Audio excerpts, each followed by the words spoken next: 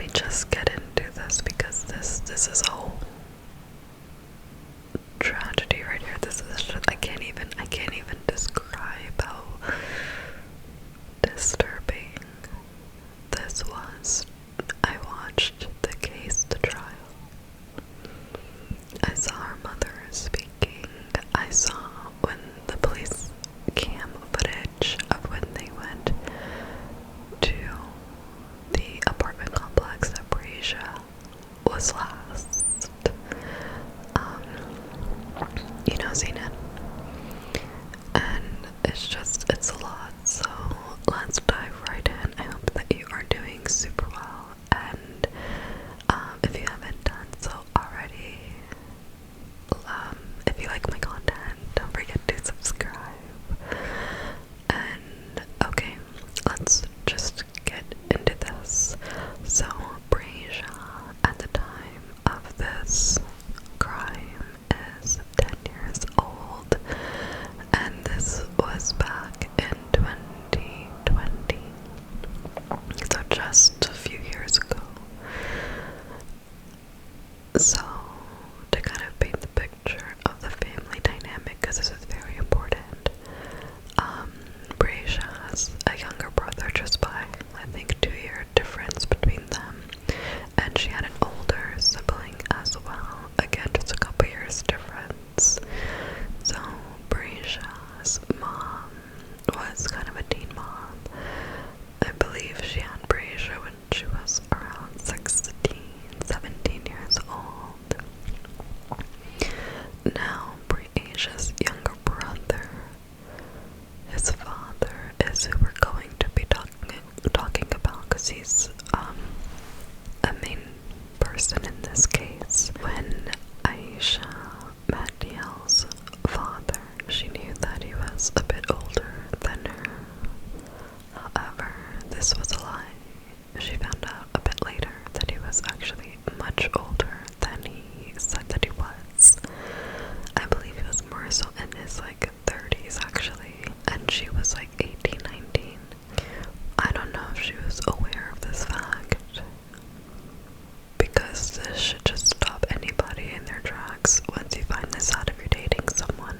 At the age of 17, Henry was convicted and put on the sex offender list because he had assaulted a 5-year-old.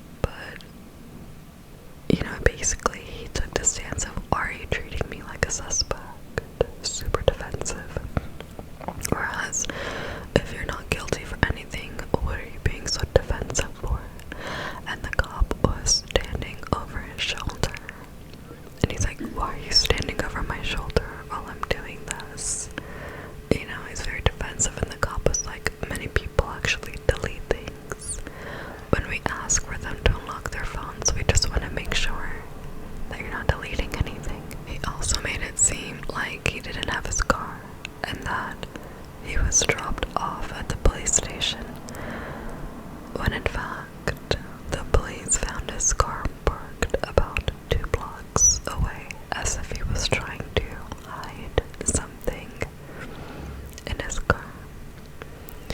Now, we already know that this is very suspicious, and now I'm gonna tell you what really happened with Breasia.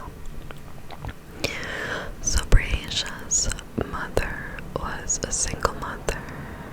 She depended on family members to help look after the kids during her different shifts at work, but always in the care of someone that she felt that she knew and trusted. Now the kids were with their biological grandmother, so Aisha's mother. It just so happened recently that DL really wanted to see more of his father. DL at this time is about 8 years old, and it was pointed out that DL's father, Henry, would only ever come around.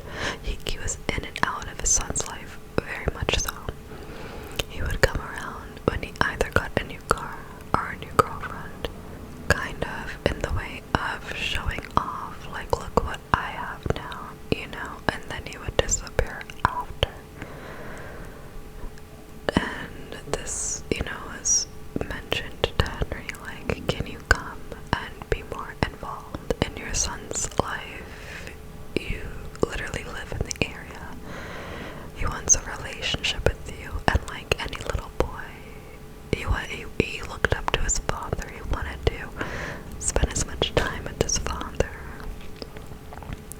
So the kids are at their grandmother's house, and they actually did have an older sibling, older than Breasia. Henry,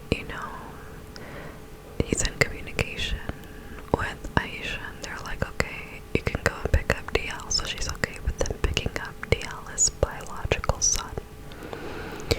And once Henry gets to the grandmother's house, DL and his sister Breasia are very close. They are super tight. They just were joined at the hip. He loved his older sister so much, and he said that he wanted his sister to go with him. He didn't want to go alone. He wanted his older sister to come along. And Henry was like, okay, yeah, she can come along. He approved. And the grandmother,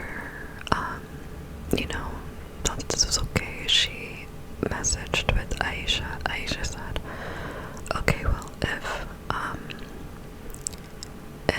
Breasia wants to go and they're both there, then they can go, and I will pass by there after work to drop off some pajamas and some clothes for them, because Aisha was actually in the process of moving from one home to another.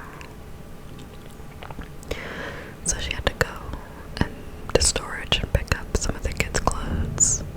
And their older sibling,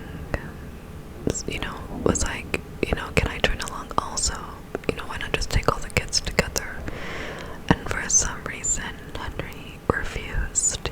It wasn't okay with him, and he said no to the older sibling coming along, which now makes me think that older sibling, he probably knew that older sibling would really have his eyes everywhere and be overprotective of the younger siblings.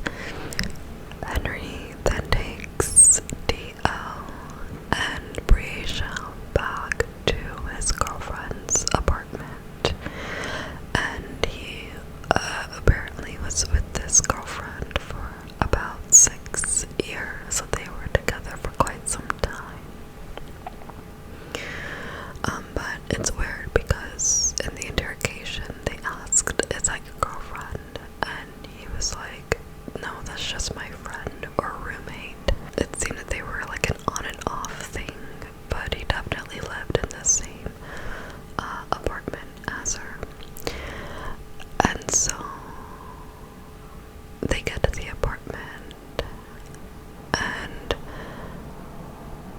they start to put on the TV and get kind of comfortable.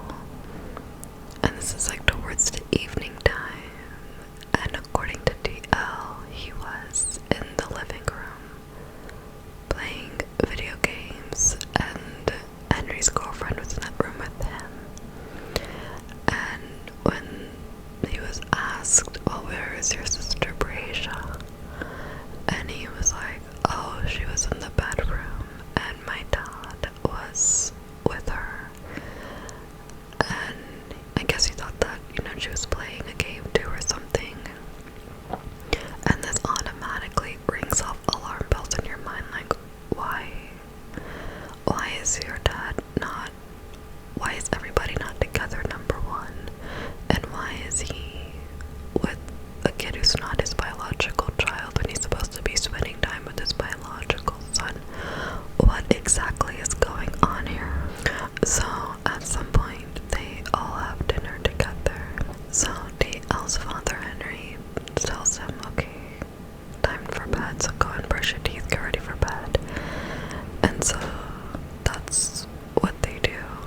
And DL is sleeping at like the foot of the bed, and his sister is sleeping at the top of the bed, DL remembers feeling his sister kick him very, very hard. This is maybe around 1 a.m., midnight 1 a.m. But it wasn't like she just shifted in the bed and accidentally kicked him. This was a really hard kick, like something was wrong. And then he heard his dad's voice, and then Breasia's voice as well.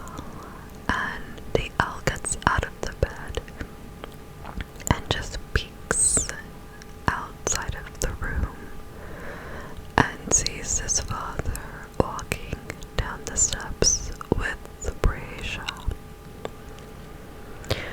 And he hears his dad mentioning something about a car. And when asked why did you peek outside the room, and he said, I wanted to make sure that my dad wasn't doing anything to my sister. Then I wanted to make sure my sister was okay. Which makes us think, was there something about his father that he knew, or something that he saw that made him wary of his dad, especially around his sister? So they leave the house, and I guess DL gets back in the bed. He didn't see them leave, but he saw them downstairs. Then around 3 a.m., Henry's girlfriend wakes up to go to the bathroom.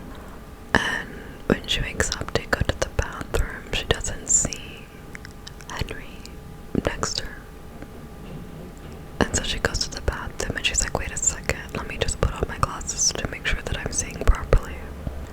And she puts on her glasses and she's right, yeah, he's not in the bed. It's 3 o'clock in the morning. His phone is here, but where is he? Which is another clue that something's off, because this guy always had his phone on him. And, well, at first she tried to call him, and that's when she realized his phone was there. And she gets really worried, because then she goes to look in the kids' room, and she sees only DL there. So now Henry's missing and Breasia's missing. Something's really off, and it bothered her to the point that she couldn't go back to sleep. So what does she do?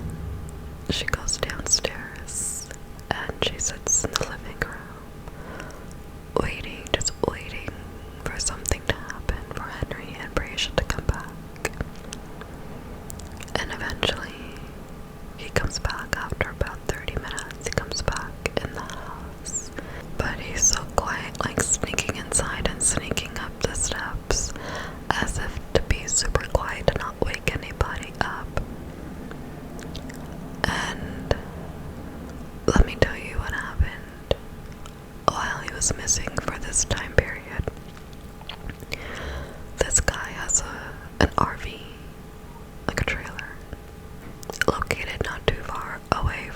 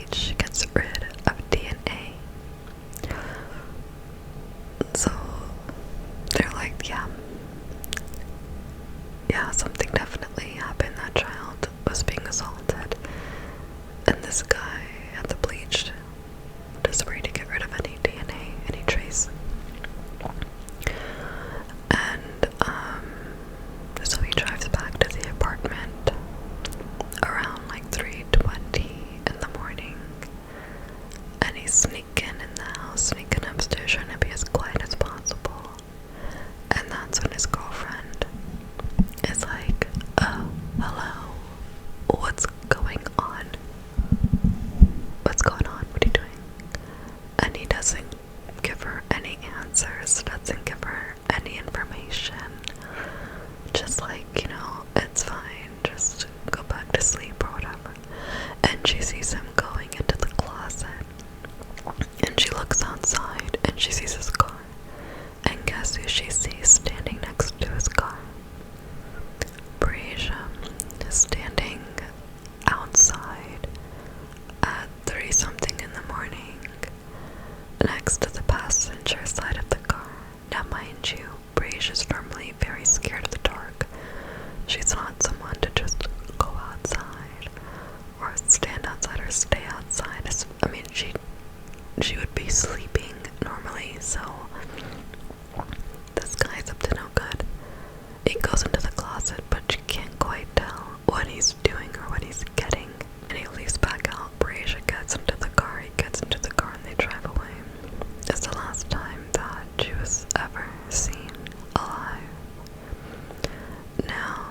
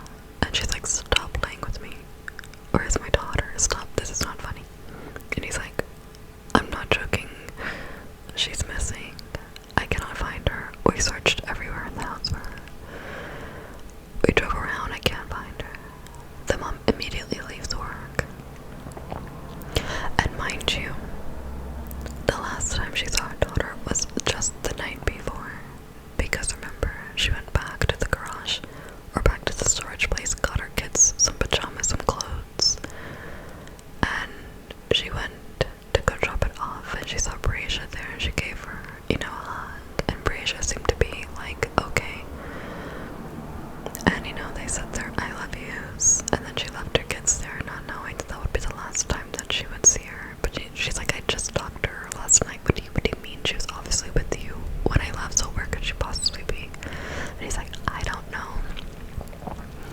So she goes over to the apartment complex, calls the police, and that's when the questioning starts to happen. And before this even happened, this is what really got him pinned for this. Because if it wasn't for this main witness, he probably would have gotten away with it, which is a terrifying thought. But his son DL is the one who really got his father put away for life. Because Henry, DL's father, picked DL up from the apartment, and DL remembered driving to this place where he did not know his sister was located.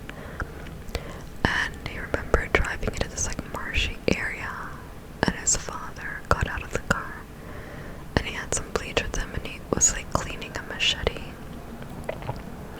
with the rag and this bleach. And then he saw his father go to some location and do something. I don't know if he poured the bleach out or he did something, but it was confusing as to why are we here? This is so random.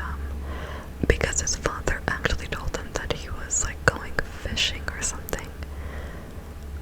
He's he didn't see any fishing poles, but he did see a couple of men help him to push the car out because it got stuck in this marshy area.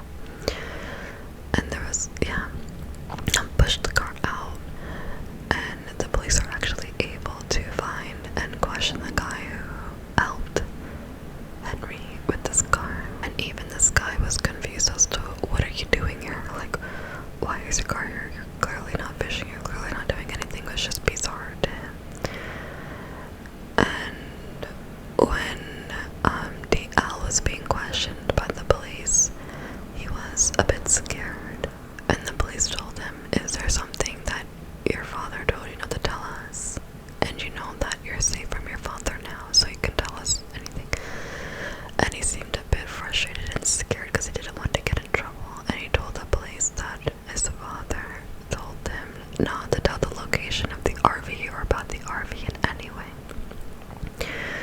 And he said that he was scared because his father said that if you tell them this information, I will tear you up. So clearly he was terrified. And the police asked DL, do you remember the location where your dad took you to that marshy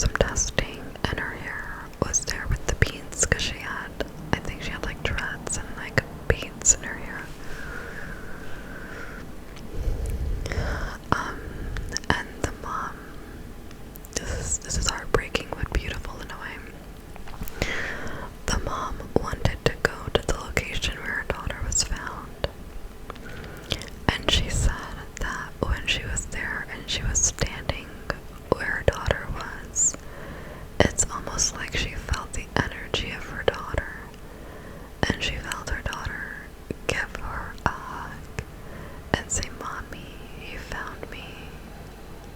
It's okay now." Well, now they were able to convict this guy, so his trial started at Henry. And this is like 3 years later, so now DL is about 11 years old. And it broke my heart because during the trial, you can tell this boy wanted his father to pay for what he had done to his sister. And he said on the stand that he saw his father shoot his sister. And then you see his father like shaking his head like, "No, you didn't see that," you know, like, he, like, and it, ugh. And, the guy that was questioning him was like, "Is that a lie? Because we never heard you say that before. Do you just want to say anything to make sure that your dad pays for what he did to your sister?" And he's like, "Yeah." He wanted his dad to pay, and he would have said anything to make sure that would have happened. There was no jury. Henry didn't want a jury trial because once he heard the word offender, it would have immediately, they would have sent him to jail immediately, so I guess he thought that he had a better chance with the judge. But yeah, no, the judge found him guilty on all accounts, and he was put away in prison for life. This little girl was just beautiful. She was innocent. I don't think that those kids knew what kind of a monster he was. Although it did seem like DL was terrified of his dad only because of how he threatened him and how he talked to him after what he did to his sister. And I just can't imagine. Well, first of all, people were like, Breasia's mom should be brought up on some charges, and Henry's girlfriend should be brought up on some charges. And you know, the detectives were like, you know, this woman's already traumatized. She actually had no she wasn't actively participating in what happened to Breasia. This was all on Henry. But my thing is, did Aisha really not know that he was a registered offender? Or his sister or something, because in this case, there's no way you could ever send your kids to the house of somebody like this. So I would like to take the stance that she didn't know, because of course you probably wouldn't volunteer that information, right? But the girlfriend of this guy, you had a horrible feeling in your gut, to the point where you couldn't go back to sleep, and you see that little girl standing outside at 2 in the morning next to the car with this big grown man doing what with this little girl at 2 a.m. and leaving the house, and you don't call the police, you don't call her mother. And some people can say, well, she had nothing to do with the child. That's, you know, but neither did he. That wasn't his daughter. One adult would see that and then just like sit there and do nothing. It's strange. It's strange that she didn't do anything or go outside and talk to the little girl. Or I mean, common sense. Is it just me? Common sense. I'm sorry if I see somebody with a little kid at 2 a.m. in the world. No, if I was in her position, which, God, that's so gross. If I was in her position, though, there's no way in hell that that's normal. You get this. Like, I don't understand. So it's like, why wasn't she held responsible in a small way? Even if he was the one that committed these crimes, you, in a way, like, didn't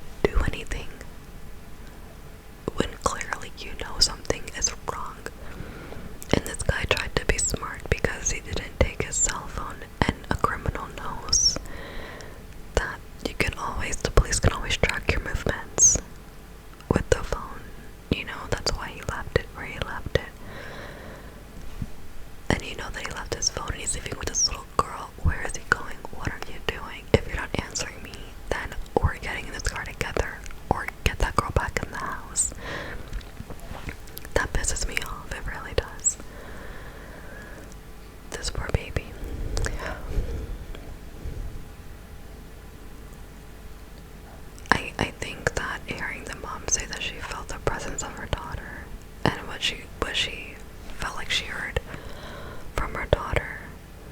Maybe that just gave her a tad bit of peace, but even in court, she's like, I thought that I would feel better knowing that you would be in jail for the rest of your life. But it doesn't take away the pain. Rest in peace to Breasia.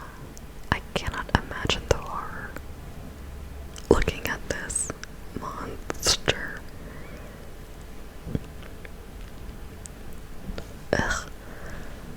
And like seeing him in court talking to his lawyer, or like when someone would say something kind of like contesting what they would say, or you know, I don't know, you can tell when he got a little bit nervous or when he made a comment about something the prosecutor would say. It's just like, you don't even, like, why do you exist? Like, ew. Thank God he's gone in prison forever. Jeez. Thank you so much for watching this video.